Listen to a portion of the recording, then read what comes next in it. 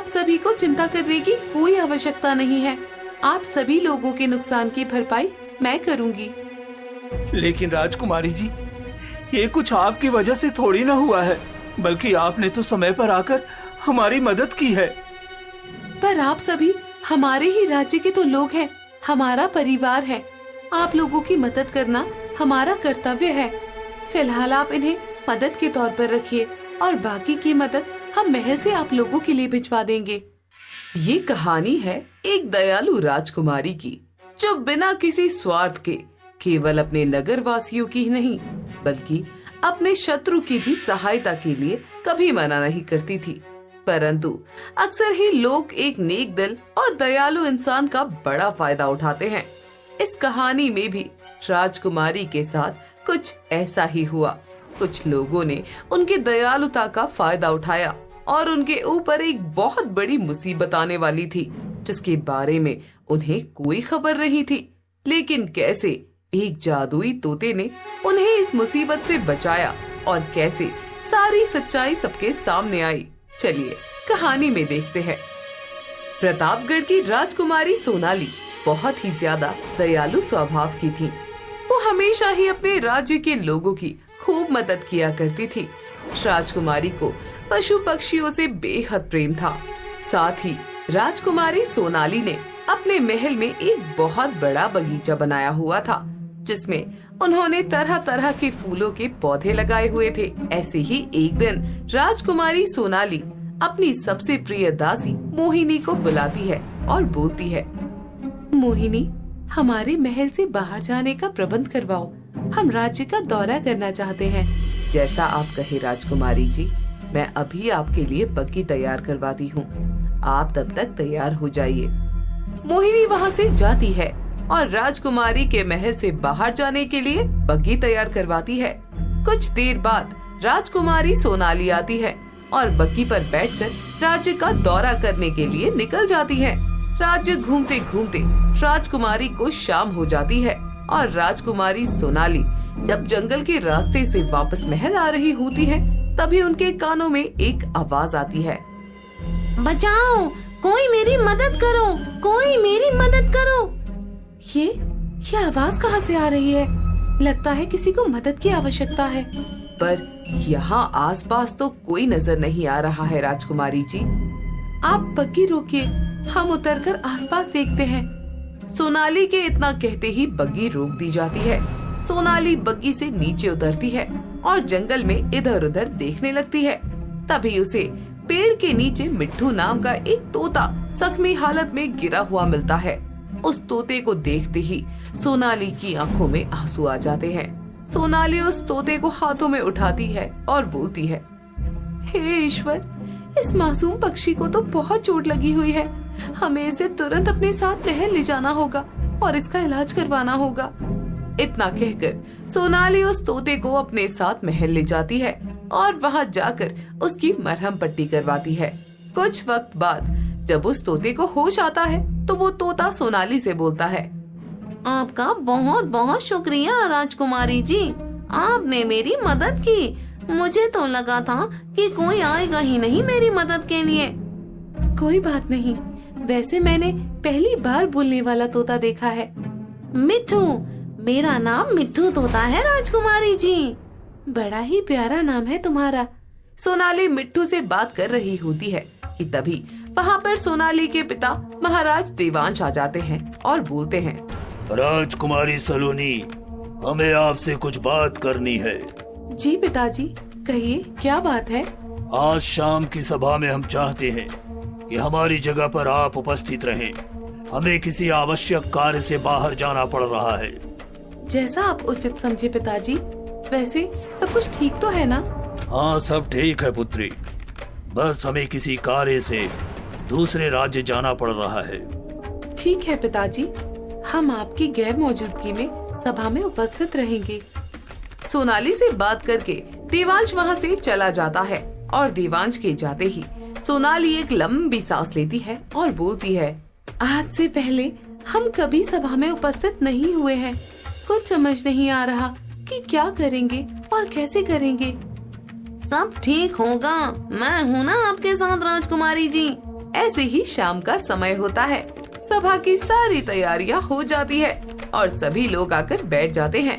राजकुमारी सोनाली भी अपने पिता के स्थान पर सभा में बैठ जाती है।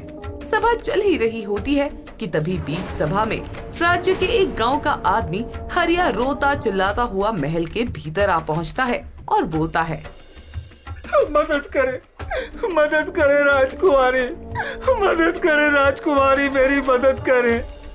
क्या हो गया? आप इतने विचलित क्यों हैं? हमारे गांव में भयंकर आग लग गई है। हमें कुछ समझ में नहीं आ रहा है कि हम सब क्या करें। हमारी मदद कीजिए राजकुमारी, हमारी मदद कीजिए। सभा की यही समाप्ति की जाए। हमें सबसे पहले अपने राज्यवासियों की मदद करनी है।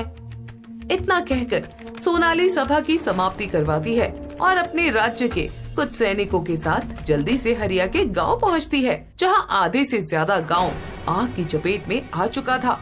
सभी लोग किसी न किसी तरीके से आग बुझाने की कोशिश कर रहे थे। राजकुमारी सोनाली भी सभी के साथ मिलकर आग बुझाने लग जाती है। जैसे तैसे करके आग पर काबू पा लिया जाता है, लेकिन इस आग में लोगों को जो नुकसान हुआ था उससे सभी लोग बहुत ज्यादा दुखी हो गए थे। तभी राजकुमारी सोनाली बोलती है, आप सभी को चिंता करने की कोई आवश्यकता नहीं है। आप सभी लोगों के नुकसान की भरपाई मैं करूंगी।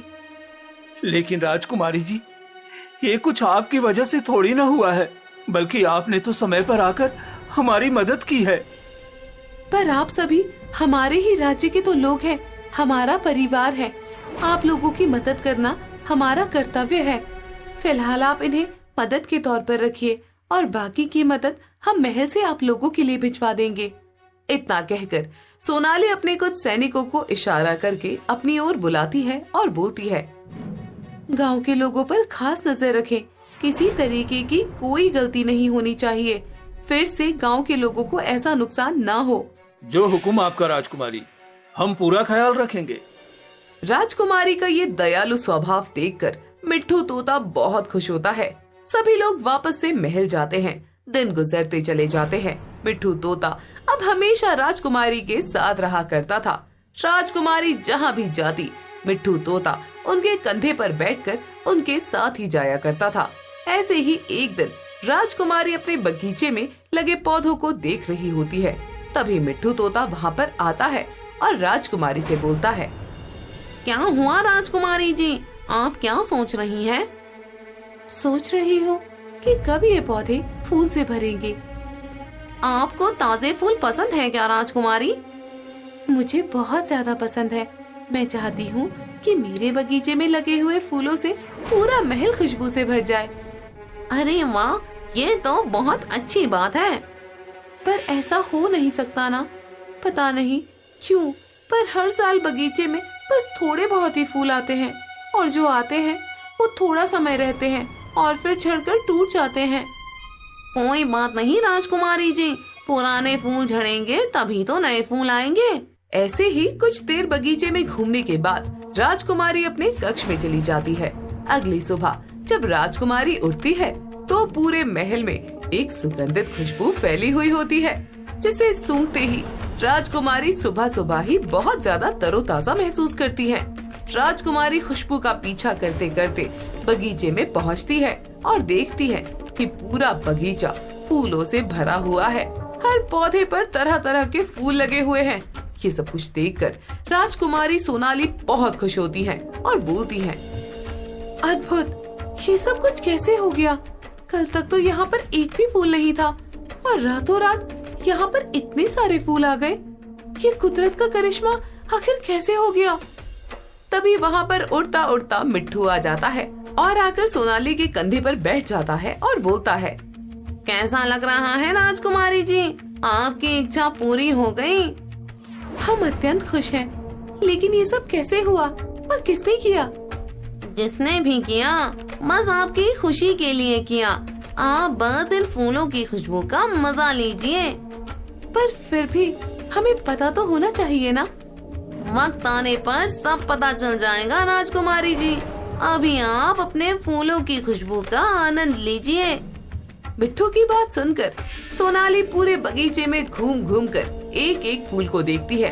और उनकी खुशबू का आनंद लेती है। दिन गुजरते जाते हैं। अब सोनाली जो भी इच्छा मिट्ठू को बताती, वो इच्छा तुरंत पूरी हो जाया करती।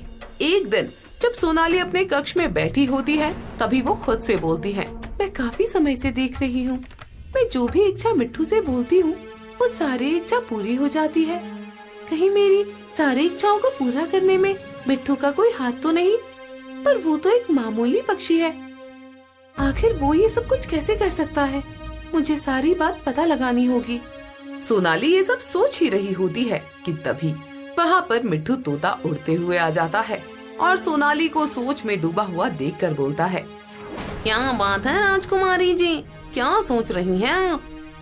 मैं सोच रही हूँ कि मेरे पास बहुत सारे सुंदर जूते हैं, पर मेरे पास कांच के जूते नहीं हैं। तो आपको कांच के जूते चाहिए राजकुमारी जी? चाहिए तो, पर हमारे पूरे राज्य में कोई कांच के जूते बनाता ही नहीं है। कोई बात नहीं, आपको जल्द ही आपके कांच के जूते मिल भी जाएंगे। इतना कहकर मिट्ठू तोता उड़ जाता है और उसी रात जब राजकुमारी अपने कक्ष में सोई हुई होती है, तभी मिट्ठू तोता धीरे से राजकुमारी के कक्ष में आता है और जाकर उनके बिस्तर के पास रखे हुए जूते की जोड़ी पर बैठ जाता है। जिसके बाद मिट्ठू अपने पंख फैलाता है और उसके पंखों से छोटे छोटे चमचमाते सितारे निकलकर राजकुमारी के जूते पर गिरने लगते हैं और राजकुमारी सोनाली के आम से जूते देखते ही देखते कांच के जूतों में बदल जाते हैं। लो, हो गई राजकुमारी जी के कांच के जूते की पहनने की इच्छा पूरी। अब सुबह राजकुमारी जी इन कांच के जूतों को देखकर बहुत खुश हो जाएंगी। इतना कहकर मिट्ठू तोता वहाँ से उड़कर चला जाता है और उसी समय राजकुमारी उठकर अपने बिस्तर पर बैठ जाती है और खुद से बोलती है, इसका मतलब मिट्ठू तोता कोई आम तोता नहीं बल्कि एक जादुई तोता है। लेकिन उसने ये बात हमें नहीं बताई। कोई बात नहीं, हम भी उसे इस बात का एहसास नहीं होने देंगे कि हम उसकी सच्चाई जान चुके हैं। इतना कहकर सलोनी वापस से सो जाती है। दिन गुजरते जाते हैं, लेकिन सलोनी इस बात का एहसास मिट्ठू को बिल्कुल नहीं होने देती कि उसके जादू के बारे में उन्हें पता लग गया है और वो निस्वार्थ भाव से जैसे पहले लोगों की मदद करती रहती है, वैसे ही मदद करती रहती है।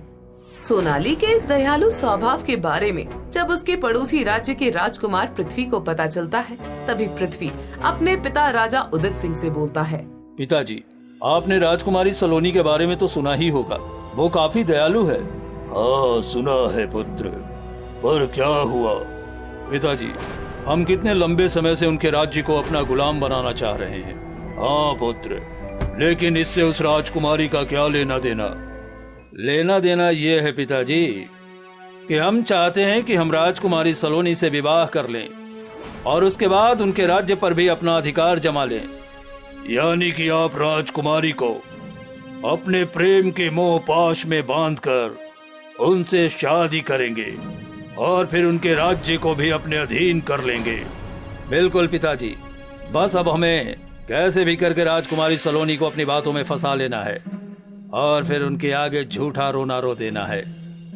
ऐसे ही राजकुमार पृथ्वी और राजा उदित दोनों ही एक योजना तैयार करते हैं। राजकुमार पृथ्वी सलोनी से मिलने के लिए एक साधारण व्यक्ति की तरह उनके राज्य में जाते हैं। जब राजकुमारी अपने महल के बाहर भ्रमण कर रही होती है, तभी राजकुमार पृथ्वी वहां आते हैं और राजकुमारी को देखकर बोलते हैं, अत्यंत सुंदर रूप है आपका।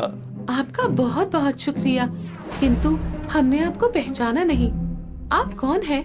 हम आपके राज्य से थोड़ी दूर एक राज्य के राजकुमार हैं। अच्छा, हमने तो कभी आपको देखा नहीं।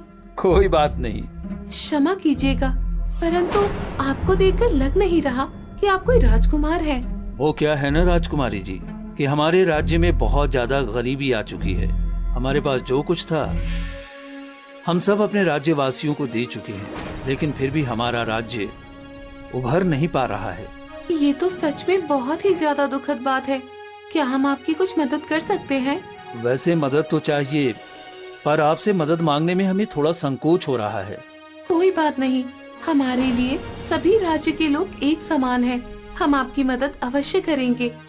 इतना कहकर सलोनी अपने सैनिकों को बुलवाती है और महल के भंडार घरों में से खूब सारा अनाज और सोने के सिक्के पृथ्वी को उसके राज्य की मदद के लिए दे देती है। पृथ्वी वो सब कुछ लेकर वहाँ से चला जाता है। वहीं दूसरी तरफ राजा देवांश को जब सोनाली की इस बात के बारे में पता चलता है तो देवांश सोनाली से बोलते हैं, सलोनी, आप जानती भी हैं, जिसकी आपने मदद की है वो हमारे विरोधी पड़ोसी राज्य के राजकुमार थे। पर पिताजी, उनके राज्य में भुखमरी फैली हुई है और हम किसी को भी भूखा मरते हुए नहीं देख सकते। आप दयालु है राजकुमारी, ये बात बहुत अच्छी बात है, लेकिन ऐसे पड़ोसी राजाओं की मदद करना ठीक नहीं है। आप चिंता ना करें पिताजी, हमने बस उन लोगों की मदद की है। हमारी इस मदद से हमारे राज्य को किसी भी तरीके का कोई नुकसान नहीं होगा। राजकुमारी की बात सुनकर राजा देवांश वहाँ से चले जाते हैं। मिट्ठू तोता ये सारी बातें सुन रहा होता है। राजकुमारी थोड़ी सी परेशान हो जाती है कि तभी मिट्ठू तोता राजकुमारी से बोलता है, क्या हो गया राजकुमारी जी, आप चिंतित क्यों हैं? बस यही सोच रही हूँ कि हमने जितना भी उन लोगों को दान किया है उनसे उन लोगों की भूख मिट तो गई होगी ना। आप सच में बहुत दयालु हैं राजकुमारी जी, आपके जितना दयालु मैंने कभी किसी को भी नहीं देखा। हम चाहे अपने मुंह का निवाला निकाल कर ही किसी को क्यों ना देना पड़े, लेकिन हम किसी को भूखा नहीं रहने देंगे। सोनाली की दयालुता देखकर मिट्ठू को बहुत खुशी होती है। दिन गुजरते जाते हैं और अब हर दिन पृथ्वी सलोनी से तरह तरह की कोई ना कोई मदद मांगने लगता है। वहीं राजकुमारी सोनाली भी पृथ्वी की गुपचुप तरीके से मदद करती रहती है। लेकिन इस सारी बात की खबर मिट्ठू तोते को तो थी ही, और मिट्ठू तोते को पृथ्वी पर शक होने लगता है। ऐसे ही एक दिन मिट्ठू तोता उड़ते उड़ते पृथ्वी के राज्य पहुंचता है, जहां वो पृथ्वी और उसके पिता को बात करते हुए सुनता है। राजकुमारी सलोनी अब पूरे तरीके से मुझ पर यकीन करने लगी है। अब बस हमें अपना आखिरी कार्य करना है पिताजी। ठीक है, अब तुम राजकुमारी को भावुक होकर शादी के लिए बोल दो, जिसके बाद राजकुमारी खुद अपने पिताजी से तुम्हारे लिए बात करेगी। और बस एक बार शादी हो जाए, उसके बाद उनका राज्य हमारे अधीन हो जाएगा। इतना कहकर दोनों पिता और पुत्र जोर जोर से हंसने लगते हैं, और ये सब सुनकर मिट्ठू तोता खुद से बोलता है, अच्छा तो ये बात है, राजकुमारी जी की दयालुता का नाजायज फायदा उठाना चाहते हैं, लेकिन मिट्ठू तोते के रहते ऐसा कभी नहीं होगा। ऐसे ही अगले दिन जब पृथ्वी राजकुमारी सोनाली से मिलने के लिए आता है, तभी मिट्ठू तोता राजकुमारी का रूप धारण कर लेता है और पृथ्वी के सामने आता है। और राजकुमार पृथ्वी आंखों में मगरमच्छ के आंसू लिए सोनाली से बोलता है, राजकुमारी सलोनी, हम आपके दयालु स्वभाव से बहुत प्रसन्न हैं और हम चाहते हैं कि हम आपसे विवाह कर लें और हमारे राज्यों के बीच में जो मनमुटाव है वो सदा सदा के लिए खत्म हो जाए। ठीक है, हम भी आपसे विवाह करने के लिए तैयार हैं। तो फिर देर ना करें, अपने पिताजी से बात कर लीजिए और उन्हें हमारे इस प्रस्ताव के बारे में बता दीजिए। हम भी देरी नहीं करना चाहते हैं, इसलिए आप हमारे साथ ही चलिए, हम सभी के समक्ष बात करेंगे। इतना कहकर राजकुमारी का भेष लिए हुए मिट्ठू तोता राजकुमार पृथ्वी को अपने साथ अंदर महल में ले जाता है। वहाँ पर असली राजकुमारी सोनाली अपने पिता के साथ बैठी वार्तालाप कर रही होती है। अचानक से महल के अंदर एक और सोनाली को देखकर सभी लोग हैरान हो जाते हैं।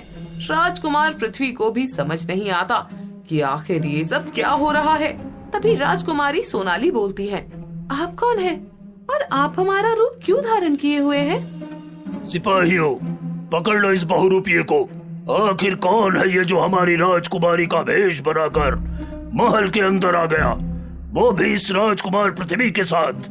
इससे पहले कि सिपाही मिट्ठू तोते को पकड़ते, तभी मिट्ठू तोता अपने जादू से फिर अपने असली रूप में आ जाता है। घबराए ना महाराज, ये मैं हूँ राजकुमारी सलोनी का तोता, या यूँ कहें जादुई तोता। पर मिट्ठू, तुमने हमारा रूप क्यों धारण किया हुआ था? ताकि मैं राजकुमार पृथ्वी की सच्चाई आप सभी के सामने ला सकूं। सच्चाई? कैसी सच्चाई मिट्ठू? राजकुमार पृथ्वी तो बहुत नेक है।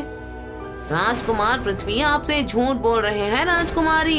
वो आपसे विवाह करके आपके राज्य को अपने राज्य के अधीन करना चाहते हैं और पूरे तरीके से आप पर अपना कब्जा करना चाहते हैं। पर ये सब तुम कैसे जानते हो मिट्ठू? क्योंकि मैं अपने जादू से बहुत दिनों से इन पर नजर रखे हुए हूँ और इनके इरादों के बारे में मुझे अब सब पता चल गया है। इतना कहकर मिट्ठू तोता अपने जादू से सभी के सामने एक चलचित्र चलता है। उस चलचित्र में शुरुआत से लेकर अंत तक की राजा उदित और राजकुमार पृथ्वी की सारी बातें थी। सभी लोग ये सब देखकर हैरान हो जाते हैं। राजकुमार पृथ्वी की सच्चाई जानकर राजकुमारी सोनाली के पैरों तले जमीन खिसक जाती है। इसके बाद बिना किसी देरी के राजा देवांश इस वक्त राजकुमार पृथ्वी को बंदी बना लेते हैं और सलोनी बोलती है, हम नहीं जानते थे कि हमारे दयालु स्वभाव का आप ऐसे फायदा उठाएंगे। हम तो निस्वार्थ होकर आपकी मदद कर रहे थे और आप हमारे राज्य को ही नुकसान पहुंचाने चले थे। हम आपको कभी माफ नहीं करेंगे। अब हम तुम्हें अपना बंदी बना कर रखेंगे ताकि फिर कभी तुम ऐसा कार्य न कर सको जिससे हमारे राज्य को नुकसान हो। सिपाहियों, राजकुमार पृथ्वी को कारागृह में ले चलो। राजा देवांश के कहने पर सिपाही राजकुमार पृथ्वी को बंदी बनाकर कारागृह की तरफ ले जाते हैं और राजा देवांश भी उनके साथ ही चले जाते हैं। तभी मिट्ठू तोता राजकुमारी सोनाली से बोलता है, माफ करें राजकुमारी जी, मैंने भी आपसे झूठ बोला कि मैं एक आम तोता हूँ, लेकिन असल में तो मैं एक जादुई तोता हूँ। आज मेरा जादू आप सभी ने अपनी आँखों से देख भी लिया। तुम्हें माफी मांगने की कोई जरूरत नहीं है। हम तो बहुत पहले से ही तुम्हारी सच्चाई जानते थे। तो फिर आपने मुझसे कभी मदद क्यों नहीं मांगी? आप हमेशा सब कुछ अकेले क्यों करते नहीं? क्योंकि वो मदद ही क्या जिसमें अपना कोई योगदान ही ना हो। हर कार्य के लिए जादू की जरूरत नहीं होती। मुझे पहले दिन से ही राजकुमार पृथ्वी पर शक होने लगा था, इसलिए मैंने किसी से बिना कुछ कहे ये सब कुछ किया। हम बहुत खुश हैं तुम्हारी वजह से, और तुम्हारे जादू की वजह से हमारा राज्य बर्बाद होते होते बच गया। हम सदा ही तुम्हारे आभारी रहेंगे। और इस तरह दयालु राजकुमारी का जादुई तोता खुलकर अपनी सारी बातें राजकुमारी सोनाली को बता देता है। और इस सारी घटना के बाद से राजकुमारी सोनाली और जादुई तोते मिट्ठू की दोस्ती और भी ज्यादा पक्की हो जाती है। अब पूरे राज्य को मिट्ठू तोते के जादू के बारे में पता चल जाता है। अब जितना राज्य के लोग दयालु राजकुमारी सोनाली की वाहवाही किया करते थे, उतनी ही ज्यादा चर्चा उसके जादुई तोते मिट्ठू की भी किया करते थे।